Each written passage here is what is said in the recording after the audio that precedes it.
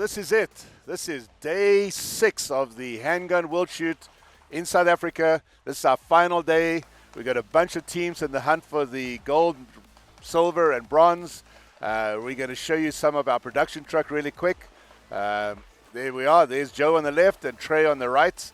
The decks that are recording everything, and you can see the streaming system on the right. And there we are. Say hi to Tim Herron joining us. Hey, guys. And to Max and Trevor, our photographers, and Maneki and Carson that are out in the field. And as you guys can see, it is raining. That sucks. First of all, it sucks for our shooters that are having to shoot in the rain. But fortunately, they're all in the same area, same That's division, true. same area. There was months of planning that went into this just in case this happened. Yep. And that way, all the divisions, all the teams are competing on even ground. Or as even as it can possibly be. Correct. Yep. It sucks for us because some of our cameras can't be out in the rain. I've given approval for the 2 big cameras to be in the rain right now. If you get interruption in signal, guys, you just got to live with that. There's nothing we can do. It's wet out there, and we're just going to bring you as much as we can. So we've got some big boys on the floor this morning. Yeah. The Super Squad Open team are shooting stage 7. We're going to be covering them here in a second. They're starting right now. They're doing their walkthroughs. It's 9 o'clock a.m. in South Africa, so that makes it midnight in the U.S. This is actually the earliest that we broadcast. It's chilly, it's cold, it's wet. Those guys are going to have to keep it together. The open team is, as I said, on the Area 2, Stage 7. The production optics team, Squad 19, is shooting on Stage 3 at Stage 13. That looks like John Flieger's up to me first. The cameras are under shade, guys, so you're going to have to just do the best we can. We can't be on stage, obviously, because if we lose that camera, we're done. That's it. We are running at maximum capacity. And then production overall is on Stage 4. I'm sorry, Area 4 and on Stage 20. We're going to show him shortly.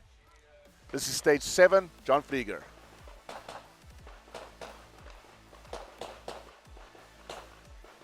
You had to come back to that swinger, huh? Just a little bit of a makeup on the swinger. That swinger for us was pretty deceiving. Like, you get a wide open presentation on it, and it's a pretty big, long swing, too. But you're moving the gun around so much, like those big, wide transitions to come back to it. It's kind of a crapshoot. Like, you either wait for it just a little bit to prepare for it and be able to shoot it in one pass. And then sometimes if you don't catch it, or you try to catch it on the first pass, you might be just a little bit behind it, and it looked like that's what happened to John. Well, we got some breaking news here, guys. I just saw something on the scores that's going to be a big deal. Switch over to our stats, guys, quickly. Look at that. Christian Saylor went first, and look here. He has a procedural. Oh, no. That's a first. We don't know what it is. I'll try and find out here in a second. But to see Christian's got a pretty heavy lead, though. I think he's 170 points ahead. Yeah. I don't see that changing. It's not going to hurt. I think he can afford it. Yeah. But I'm sure it's not what he wants, though. I wonder what that could have been. That's a pretty basic stage. Yeah, maybe a foot fault or something. Foot fault, jump to start. That's pretty brutal. Jumping to start wouldn't be unusual when it's cold like this. That's true. I would imagine he's pretty hyped as well. Yep. All right, we'll get John's scores up here in a second. As I'm being rained on from above. We have canopies, but it's still pretty wet out here. While we're waiting for John's scores to come up, that should be a second, unless there's an issue on the scoring. The blue means, John, that he's in stage scoring. Well, and I do know that stage as well. Excuse me, that stage as well. It's a really hard time being able to connect their tablet or keep their tablet connected to the Wi-Fi the whole time. They struggled with it the last 5 days. So this is Aaron. Aaron's up next. Aaron Edens. We're still on stage 7. We're going to stay on the Super Squad and maybe jump over back and forth to the other 2 squads if we're able to.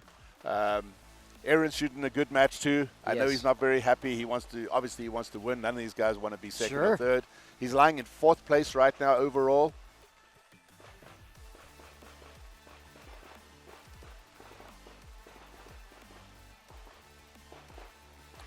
So he shot that swinger standing still. Yep. We'll see. So John Flieger's time, we skipped over the stats quickly. He shot a 6.54 on that stage. The Christian shot a 5:47. Wow, 5:47. That's a second faster. That's insane. Anyway, Christian had 2 deltas. John had 6. I'm sorry, 2 Charlies. John had 6 Charlies in the delta. We'll see where Aaron came in here in a second. It's tough. If Aaron's got the hits on it, that was a pretty solid run. Yeah. We'll see Aaron scores in a second. So I may as well bring that up now. You guys have finished shooting, right? You guys are done for the weekend. How'd you end up? So top 10. This is my first ever world shoot. So I didn't come in quite with the preconceived notion that I could come in and win it all. But I've been training hard. Lots of preparation gone in the last couple of years for me to prepare, to bring my best performance I could to the team. Yep. But yeah, I finished ninth overall. So like I said, That's a top awesome. 10 finish in Classic. Yep. Jeff Cawthon secured second overall. And the U.S. team altogether, we did really, really well. Well, we're going to pull you up here on in a second, and we'll see where the team scores ended up. Of course, my system is reset again. We're also having internet issues. The weather doesn't help our satellite feed. Oh, he had a jam on that last round. See that? And Joe, you guys in the truck, we're going to have to take a break. We're getting rain in here where we're sitting, so we'll have to see if we can fix that. But let's look quickly at Classic. I've got it up here now, and look at the team results. And congratulations, there you guys are. First, awesome. Gold for USA. Awesome. And I think you're pretty safe right now, right? There's nothing you guys can do that can change that. Nope. So all the team performances are in now. So that's fantastic. Congratulations. Secured the world title or whatnot, the gold for the team. So Yep. Awesome to be a part of it. We're going to take a short break just so Tim and I can get out of the rain over here, move our table a little bit further forward. But you guys can keep watching out in the field, and we'll come back in a second. Definitely.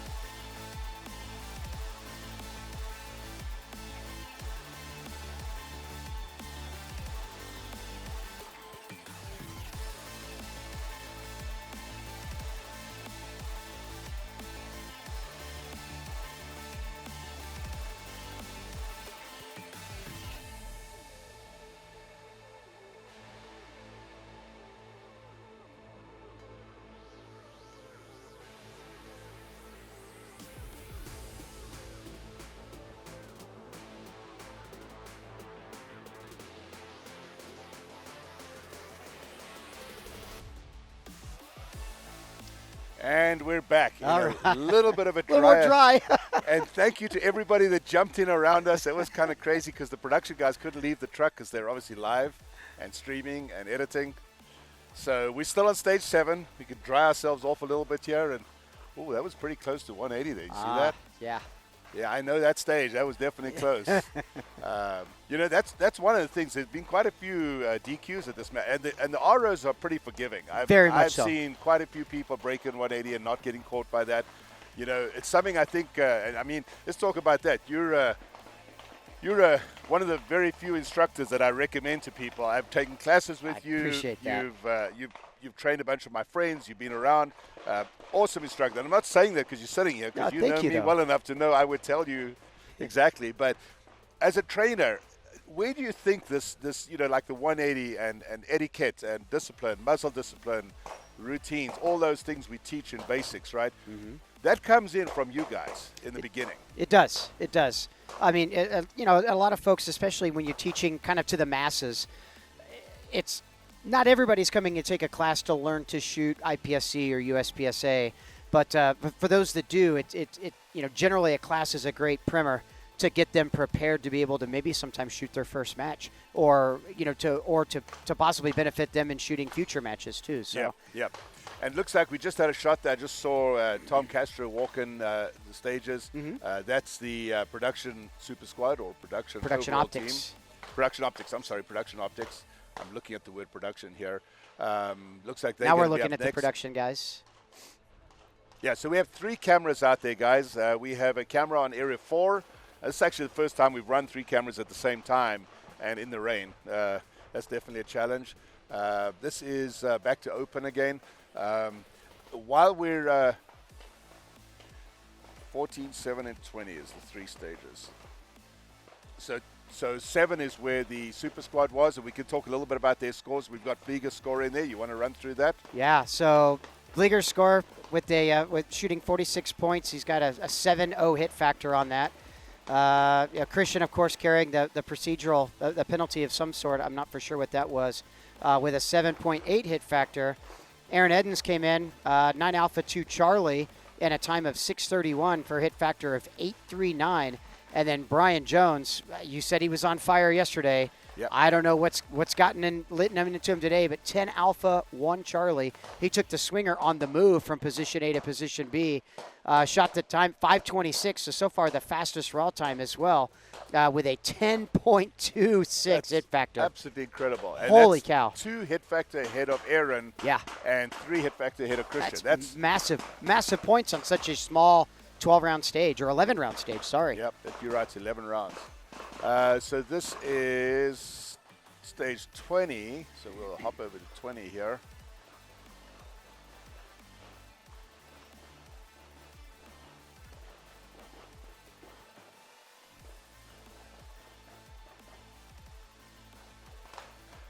This is the production starting. Yeah, so we don't have the names and the details just yet. We'll get that stat. That's production team. That production? I believe so. Stage 20. All right, we'll get that. So what happens is that when we see it live on screen, it takes about 5 to 10 seconds before it shows up into our system here. Yep. And then we'll be able to see. And right now, it's still showing the previous squad because that's their first shoot of that squad. You shoot production occasionally, don't you? It's been a few years, but I do occasionally. You regret shooting production here?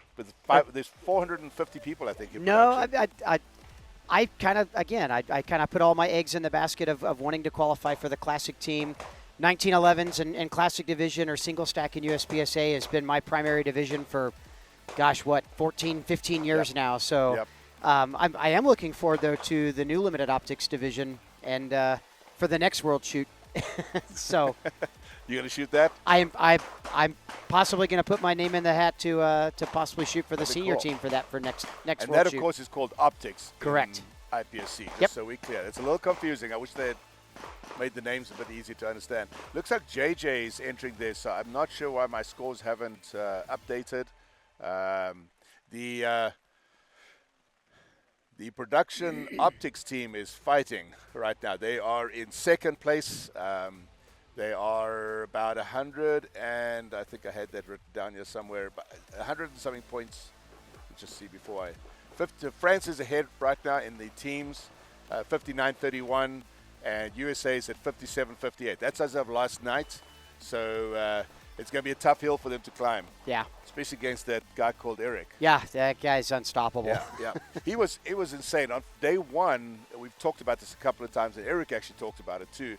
Day one, him and his son, Robin, would tie for score, basically tie. I think it was about half a point difference or something like that.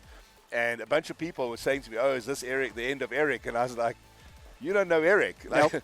Eric is a guy that could be 100 points behind on day 5, and he's still a danger. Exactly. He can turn it on.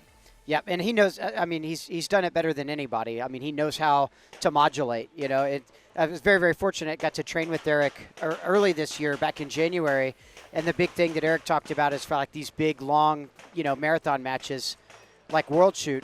He said that the goal on days 1 through 3 is to stay in the hunt. He's like, just stay in the pack. Your goal is to stay in the pack, and then on the next 2 days, or the last 2 days, that's when you make the adjustments you need to make. It's crazy. Because I sometimes don't feel capable of making those types of adjustments, and for him, it's just like, okay, I need to push a little bit, or okay, I can adjust myself to shoot just a little bit more conservative. Like, he just knows how to make the adjustments. It's crazy. So while we're sitting here, we can look at we watch this stage quickly. This is the CZ shooter. I think it's. Yep, that's Gaston. Gaston, yeah. Yep. Part of the production team. Well, he went through that mover pretty fast. Yeah, he did. That move is fast. I know we debated that. We've talked about that stage a lot. We actually had Eric talking about that stage. I followed Eric's plan. I'd heard what his plan was, and I really liked the plan. But that mover comes up fast. It does. All right, we'll skip over to stats here real quick. So this is obviously, this is JJ, Shooting Production Optics. This was their first shoot, as you can see from the top there. You had picked up a delta and a miss on that stage. That's not going to help. Yeah. JJ has not been shooting as well as JJ can shoot. I agree. Match. He's been putting up the times. Unfortunately, he's not been able to put the points together. And in fairness, he's got some tough crowd to shoot with. He does. Yeah. So JJ dropped that mic on that stage. That puts him down. We've got a couple of people, so we'll go back to, if we can, go back to stage, what was the Super Squad on? 7. I think they might be done with 7. We obviously only have one monitor here, guys. In our future, maybe we'll have multiple things. And I've just been told that the cameras are on pause because of the rain. They've obviously got wet, so we knew that was a danger. Yep. And let's talk a little bit about the match in general terms. How many World Shoots have you been to? This is my first one. First one. That seems crazy. I mean, you've been in this game for so long. Where have you been?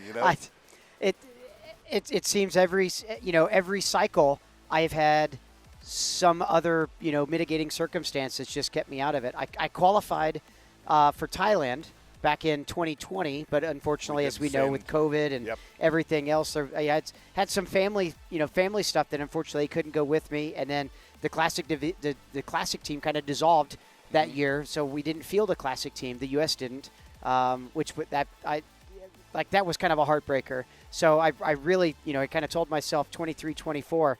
I'm going to do everything I can. I wanted to be in South Africa for 25, and here I am. There you are, and you won, which is awesome. Yep, we've done well. So this is stage 14. 14. Stage 14.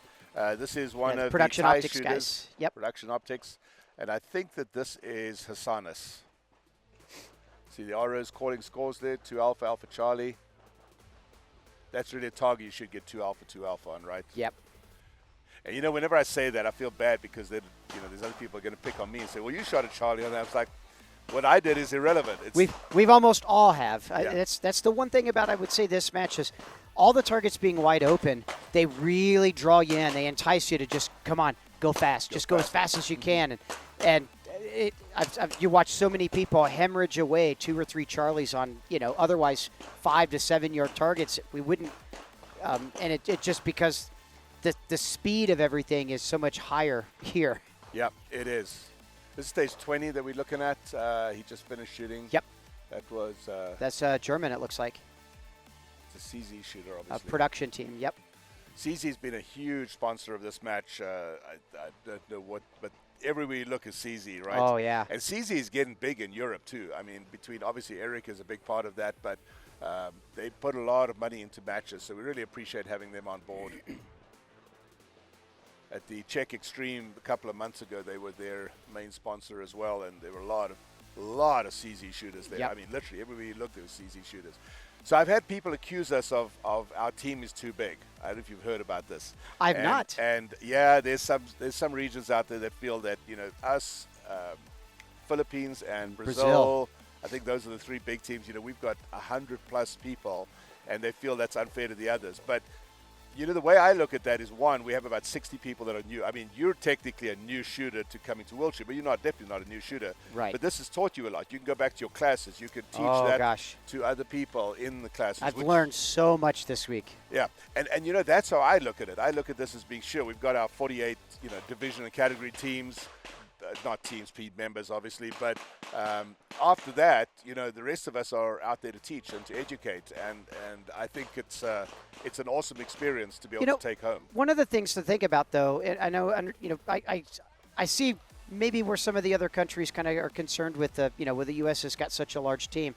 You also have to look at the absolute size of our country, right? And states that are as large as most countries, and so we've got such a field of shooters, and the membership just within USPSA, and again, we are a region of IPSC, so like having so many shooters to qualify for it, that's kind of what ultimately makes our team so large. Yep. Brazil, a lot the same. That's a huge country in South America, so I expect them to field a very large team. Yep.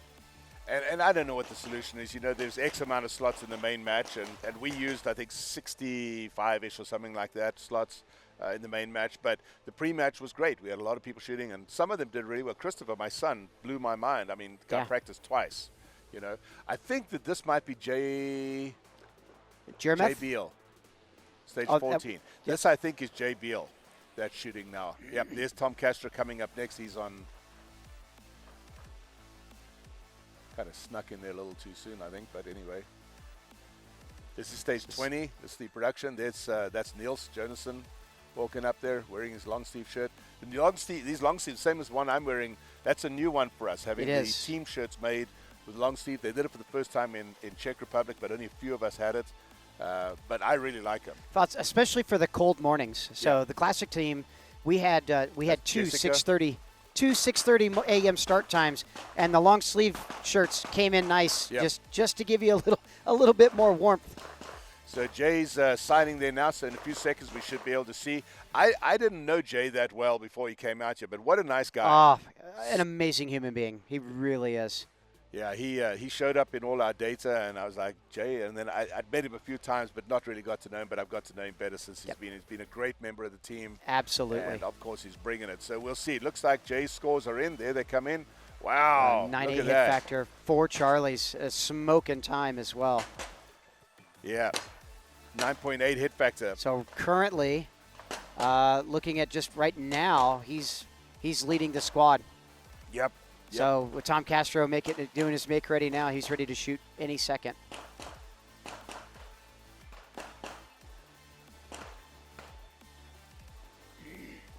Here we go.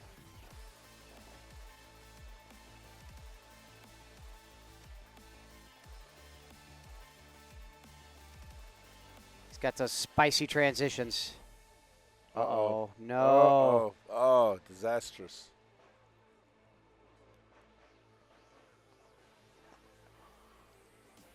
That's not going to make him any happier. The first half of that stage was phenomenal. Yep. And unfortunately, has Mason Lane on stage 20.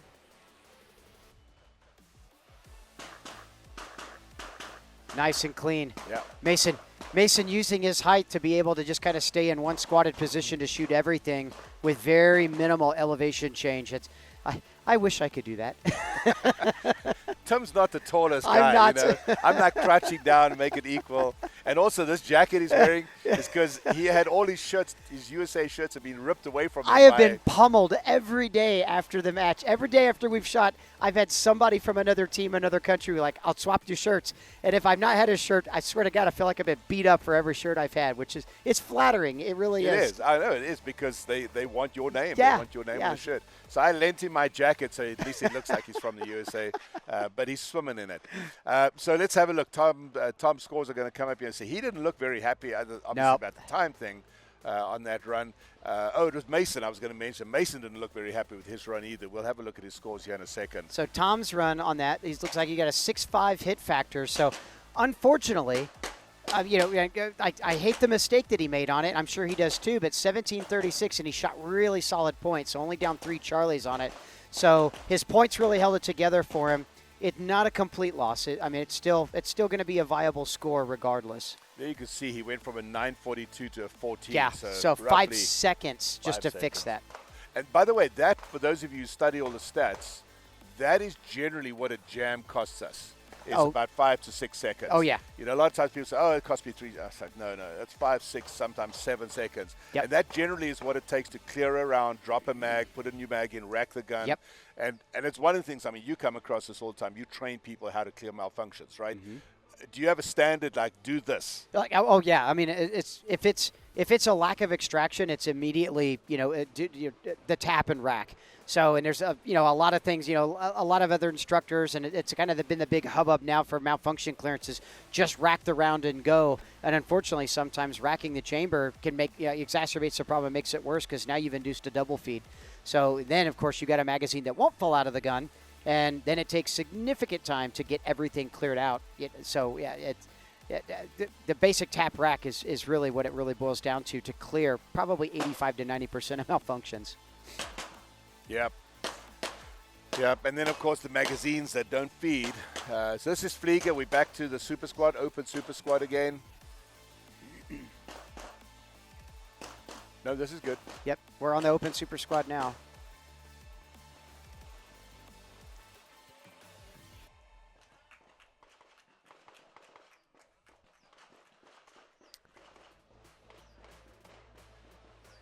Yeah, this is strong hand only stage.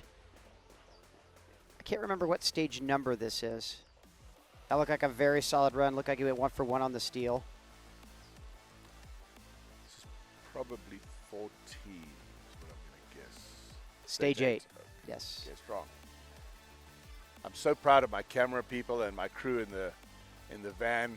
I mean, it looks like we're switching back and forth as the people are coming up to shoot. That's awesome to see. There we go. That's Aaron. Oh, that's Jacob.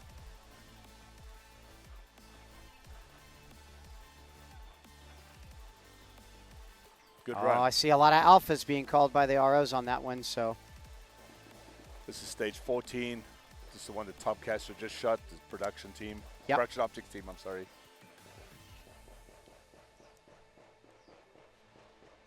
We'll get their scores up in a second. Production optics doing pretty well. But, of course, they're chasing the French.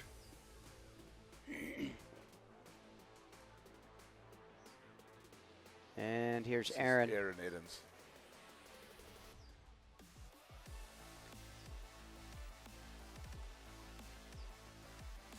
One-handed shooting. Shooting classic doesn't exactly help, right? So that's tough gun to control. It was a good stage for me, regardless. And fortunately, the stage really lends itself to having, a multitude of different plans that really work for every division. Some aren't the plans that you want, like we'd all like to be able to shoot it, 1 for 1 and not have to do reloads and things like that. But it's fair for everybody.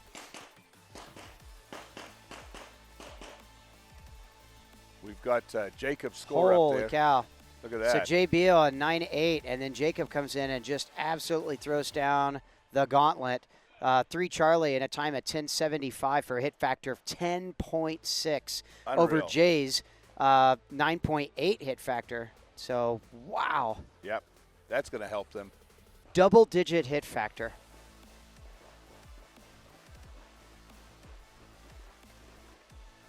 This is Aaron Edens, obviously from the USA shooting. He's the AMU team. AMU team. Aaron puts a lot of work into one-handed shooting. I know when I practice with him, I'm very privileged to be able to practice with him, and I hate one-handed shooting. Relentless. I'll be honest. But literally, not a session goes by where you don't throw down 50 to 100 rounds one-handed. Oh, yeah. And hopefully that's going to show up here on this stage. When you got to think, I mean, out of 30 stages, we had two of those 30 stages, and one for medium points, 100, 105, 110 points, and another one, it was a short course. And then we had 2 short courses that were weekend-only stages as well. And in a match like World Shoot, I mean, every stage, even on short courses that are worth 60 points, 60 points is crushing if you shoot well one-handed, a support hand or strong hand only. And it can also be devastating if you don't shoot strong hand or support hand only very well. So there were huge swings in almost every division in every team on the one-handed shooting stages. So, yeah, if you're not doing your due diligence to practice it, take my advice. It's going to hurt. Practice it. You think we should have more one-handed shooting in the States? Yes, absolutely. And I think we should have not only just more one-handed shooting in the United States, I think we should have more IPSC-inspired one-handed shooting.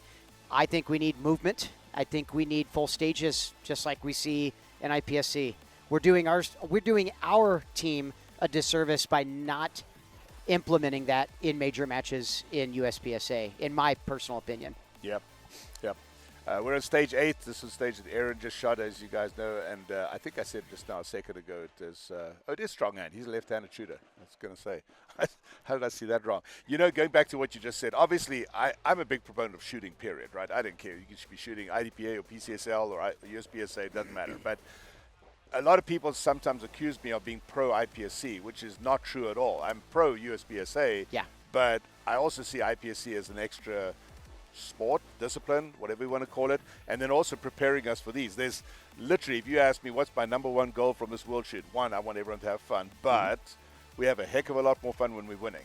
Absolutely. And preparing us, and you have to shoot these types of matches at home to prepare us. These guys, the Brazilians, the French, I mean, they literally shoot this is home field advantage, really. Correct.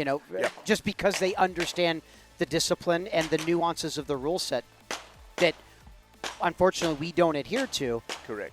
So you mentioned training with Eric. Eric is about stats, data. 100%. He doesn't walk on a stage without knowing what the points are going to be in exactly. that stage. And he studies everybody around him. He knows every one of these guys chasing him, their styles, their techniques, etc., and he does that. Yep. We got Maneki sitting over there watching us. He's going to be up here in a little while. Maneki brought Eric out to Arizona last year, and I don't know how many people shot this year. This year. This year. It was this year. How many people came out to those classes? 20 people.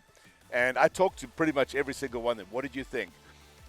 Most of them thoroughly enjoyed shooting with him, but there were a couple that were like, oh, he's just all about the data and the points and the hit factor. And I'm like, that's what it is. I think it really is dependent. Here's Brian. Brian. Let's watch Brian here for a second. Let's see if he throws down another smoker here. This guy is on fire today.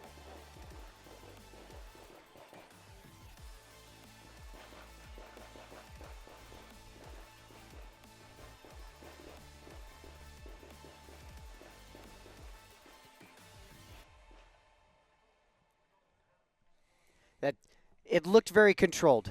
It looked very, very controlled.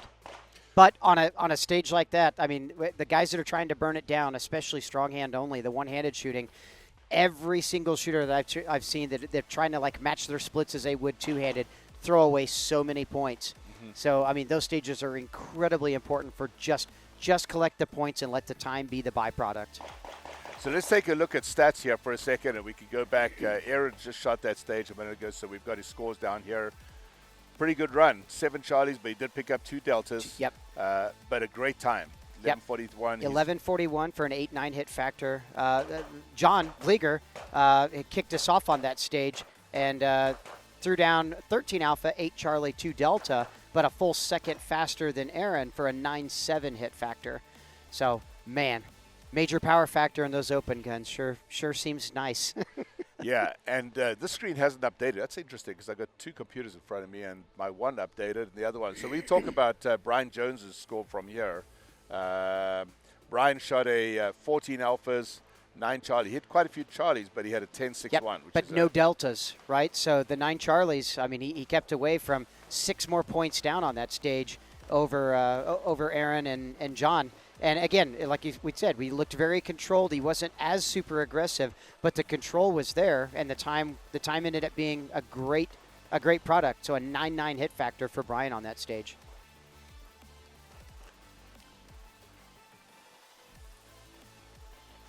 Okay, we are going to go to a short break, and we will be back in a couple of minutes.